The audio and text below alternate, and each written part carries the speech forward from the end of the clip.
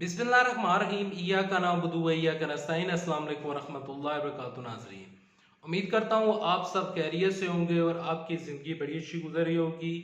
आज है 7 सितंबर 2020। आज की बड़ी खबरें लेकर आपकी खिदमत में हाजिर हूँ। बड़ी खबरों की तरफ चलने से पहले, आगे बढ़ने से पहले, अगर आप इस चैनल के ऊपर है नए, ये वीडियो ये खबरें अगर आपको पसंद आती हैं तो इस वीडियो को लाइक कर लीजिएगा, चैनल सब्सक्राइब कर लीजिएगा, साथ लगे नोटिफिकेशन बेल का बटन दबा दीजिएगा ताकि जो आने वाली वीडियोस हैं आप उनको मिस ना कर सकें। खबर नंबर 1 और बड़ी खबर जो है वो है इमरान खान साहब से रिलेटेड। इमरान खान साहब ने कराची में जब 1100 अरब रुपए का ऐलान किया तो बिलाल भुट्टो जरदारी कहते हैं कि कराची में जो इमरान खान साहब ने ये जो 1100 अरब रुपए का ऐलान किया, इसमें 300 अरब जो है वो वफाक देगा और बाकी 800 अरब रुपए जो हैं वो कराची यानी कि जो कराची का सूबा है, जो सिंध की गवर्नमेंट है, वो ये पैसा देगी। ये बात तो हो गई और ये तमाम तर चीजें हो गई और इसके ऊपर एहसन इकबाल जो हैं वो कहते हैं कि इमरान खान साहब का, मेरे ख्याल में वो उन्होंने इसी तरीके के साथ वो कहते हैं कि इमरान खान साहब का दिमाग खराब है कि जो तरक्याती बजट है जो कि तहरीक इंसाफ की हुकूमत रखा था वो 600 अरब रुपए था। अब 600 अरब रुपया तरक्याती बजट जो है वो एक साल का है, तो इमरान खान साहब जो है वो 1100 अरब रुपए का किस तरह ऐलान कर सकते हैं जब तरक्याती बजट ही सूबों के लिए 600 अरब रुपए है।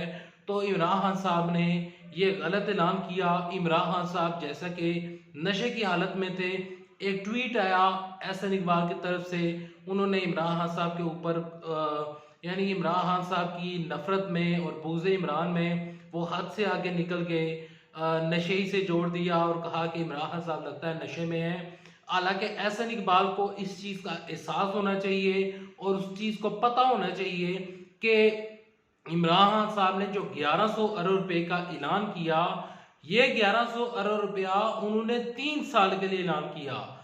आप फर्ज कर लें, क्योंकि 600 अरब ये मैं मानता हूँ तरक्याती बजट है, 600 अरब को मल्टीप्लाई करें 3 दफा तो ये 1800 अरब रुपए बनते हैं। 1800 में से 1100 निकाल दें 3 सालों में तो तब भी इमरान खान साहब के पास 700 अरब रुपए बचते हैं।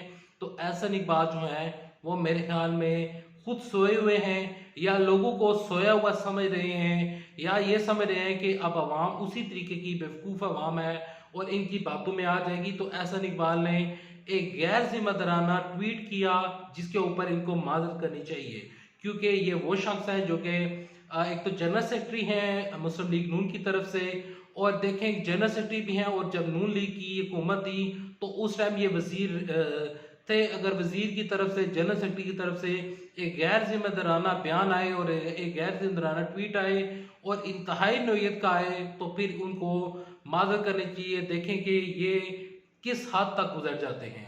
उससे अगली बड़ी खबर है और वो खबर यह है कि आज पाकिस्तान में योम फ़ज़ाइया जो है वो जोशो जज्बे के साथ मनाया जा रहा है। राशिद मिनास के जो मज़ार है उसके ऊपर गार्ड ऑफ ऑनर पेश किया गया और इस दिन को हमेशा की तरह एक जोश जज्बे के साथ मनाया जा रहा है। उससे अगली बड़ी खबर है और वो खबर यह है कि शाहिद खान अब्बासी कहते हैं कि लोग जो हैं वो बेकरार बैठे हैं इस हुकूमत को घर भेजने के लिए, और ये जो लोग हैं ये इमरान खान साहब की हुकूमत को घर भेजना चाहते हैं। आपसे पूछ लेते हैं कि क्या आप इमरान खान साहब की हुकूमत को घर भेजना चाहते हैं या नहीं? कमेंट सेक्शन में लाजमी लिखिएगा। इससे अगली बड़ी खबर है और शेरशीद साहब से रिलेटेड है। शेरशीद साहब कहते हैं कि शहबाज शरीफ की नाअहली होने जा रही है और मुस्लिम लीग नून से मुस्लिम लीग शूयीन जो बनती हुई नजर आ रही थी अब वो बनती हुई नजर नहीं आ रही। शेरशीद के और क्या बयानात आए हैं, तमाम तर चीजें क्या हैं, वो आज ही इंशाल्लाह वीडियो में डाल दूंगा, तो वो आपने लाजमी देखनी है कि शेरशीद के होलनाक इंशफात क्या है वो तमाम तर चीजें जो कि उन्होंने बयान की और इंशफात किए, इंशाल्लाह आज ही वीडियो में मैं डाल दूंगा।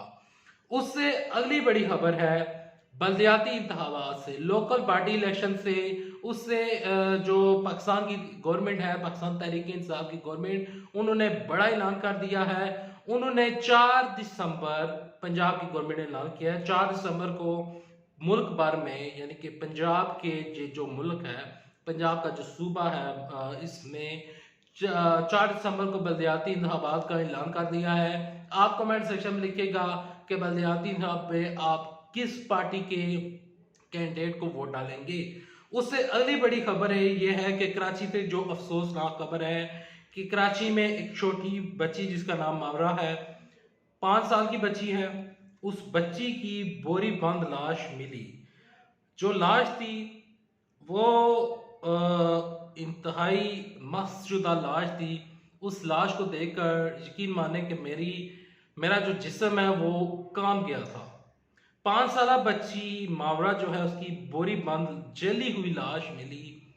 हम किस माशरे में रहते हैं? क्या हम इस्लामी जमहूरिया पाकिस्तान का लफ्ज अपने साथ लगाने के अहल भी हैं या नहीं?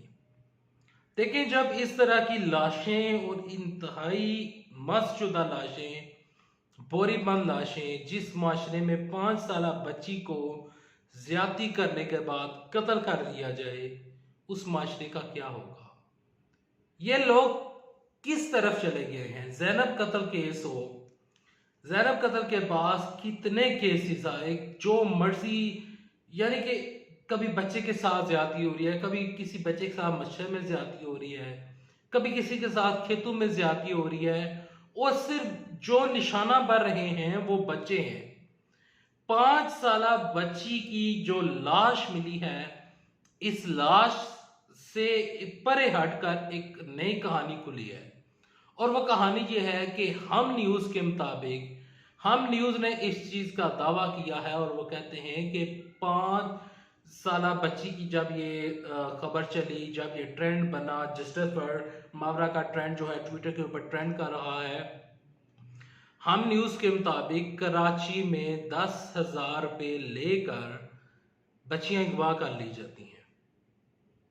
जाने उस, यानी कि आप इस चीज का एक दफा, हम इस चीज का तस्वर भी नहीं कर सकते कि सिर्फ 10,000 रुपये के ऊपर बच्चियों की इज्जतें नीलाम हो रही हैं। बिलावल भुट्टो जरदारी का बयान आ गया कि जो इसके कातिल हैं उनको कैफरे की दार तक पहुंचाया जाएगा, मैं चैन से नहीं बैठूंगा, ये जुल्म है, ये ज्यादती है, ये जबर है, इस तरीके के साथ नहीं होना चाहिए। शीरी मजारी जो कि ह्यूमन राइट्स की वजीर हैं, उनकी तरफ से बयान आ जाता है, जैनब लाइट बिल जारी हो जाता है, लेकिन इम्प्लीमेंट नहीं हो रहा। इम्प्लीमेंट से मुराद मेरी यहां पर यह है कि देखें, ये जो बिल है, ये जो तमाम तर चीजें हैं, इसमें मुजरम को सरेआम संसार करना चाहिए।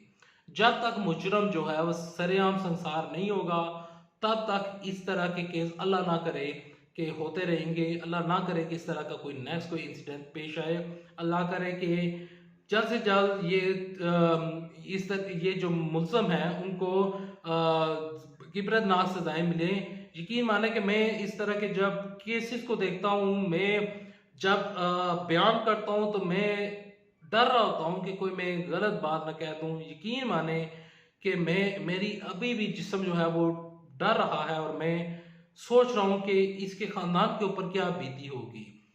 यकीन माने कि मुझसे अल्फाज की अदायगी नहीं हो रही, लेकिन यहाँ पर मैं अल्लाह से दुआ करता हूँ कि अल्लाह इनके लवाकिन को सब्र जमील अता फरमाए, और जो मुजरम है उसको कैफरी किरदार तक पहुँचाया जाए, और उसको इबरतनाक सजा दी जाए, वो सजा दी जाए जो कि इस्लाम कहता है। इस्लाम ऐसे मुजरम को सरेआम संसार करने का हुक्म देता है, और इंशाल्लाह ये लोग सरेआम संसार किए जाएंगे। हमें अदालतों से इंसाफ की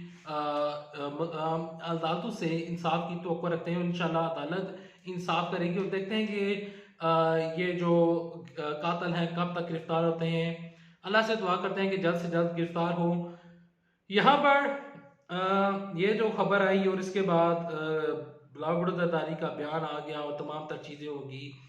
इसके बाद अगली खबर जो है वो उसकी तरफ चलने से पहले ज़रा इमरान साहब से मैं उनको थोड़ा सा मुखातब करना चाहूँगा कि इमरान साहब देखें, पाकिस्तान आप मदीना की रियासत बनाना चाहते हैं।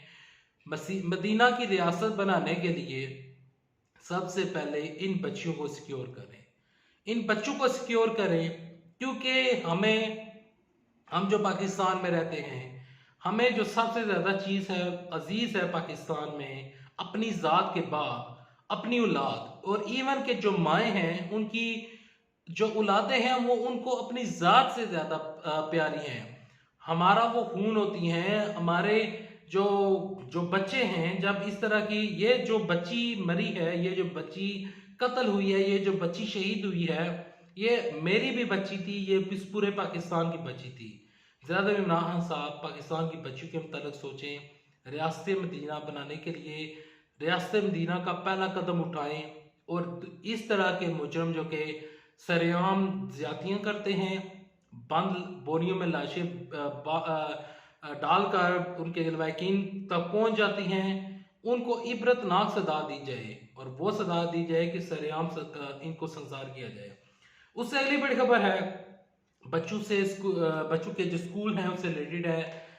खबर है 7 सितंबर को फैसला होना था, आज बड़ा फैसला हो चुका है। जो शफकत महमूद हैं वो कहते हैं कि मरलावार स्कूल खुलेंगे, यानी कि मैट्रिक के अभी उन्होंने ऐलान किया है कि 9th एंड 10th के जो बच्चे हैं वो स्कूल जाएंगे, और जो यूनिवर्सिटीज़ के लोग हैं और जो कॉलेजेस के हैं वो स्कूल जाएंगे, और उससे जो छोटे हैं वो अभी स्कूल नहीं जाएंगे। वजह यह है कि कोरोना वायरस है, जब पहले स्कूल खुलेंगे फिर कोरोना को मॉनिटर करेंगे और फिर देखेंगे कि कोरोना की क्या सिचुएशन है, उसके बाद फैसला कर दिया जाएगा। और मुझे यकीन है कि तकरीबन 20 से 30 दिन के बाद ये बड़ा फैसला हो जाएगा। उससे अगली बड़ी खबर है कि इस्लामाबाद से खबर चल कर रही है, सिंथिया रिची, वो सिंथिया रिची जिसने रिमान मलिक के ऊपर, यूसुफ रज़ा गिलानी के ऊपर इल्ज़ाम लगाया था, उसका वीज़ा जो था वो एक्सपायर हो गया था। जो हमारे वज़ीर जहाँ पर वज़ीर दाखिला हैं उनकी तरफ से कहा गया था कि इसको उसके वीज़े की एक्सटेंड करने की दरख्वास्त मुस्तरद कर दी गई थी। तो अब इस्लामाबाद की तरफ से एक नया फैसला आया है, वो फैसला यह है कि नेक्स्ट जब तक पेशी नहीं होती सिंथिया रिची की, तब तक अदालत ने उनको रोक लिया है। तो एकदम जो वतन बदरी होने लगी थी उससे अब रोक लिया है अदालत ने। नेक्स्ट पेशी होगी, उसके ऊपर फिर दलाइल चलेंगे और उसके बाद अदालत फैसला करेगी। उससे बाद अगली खबर जो कि आज की आखिरी खबर है वो है कोरोना वायरस से रिलेटेड। पाकिस्तान में इस टाइम जो कोरोना वायरस की जो एक्टिव केसेस हैं वो 6542 रह चुके हैं। तकरीबन 2000 केसेस एक दो दिन में ही कम हुए हैं। तो ये एक बेहतर साइन है। उम्मीद करता हूँ वीडियो आपको पसंद आएगी। वीडियो पसंद आने से वीडियो को लाइक कर दीजिएगा, चैनल का सब्सक्राइब कर दीजिएगा। मैं मिलूंगा आपको नेक्स्ट वीडियो में, तब तक के लिए अल्लाह हाफिज़। पाकिस्तान जिंदाबाद, पाकिस्तान फौज पे जिंदाबाद।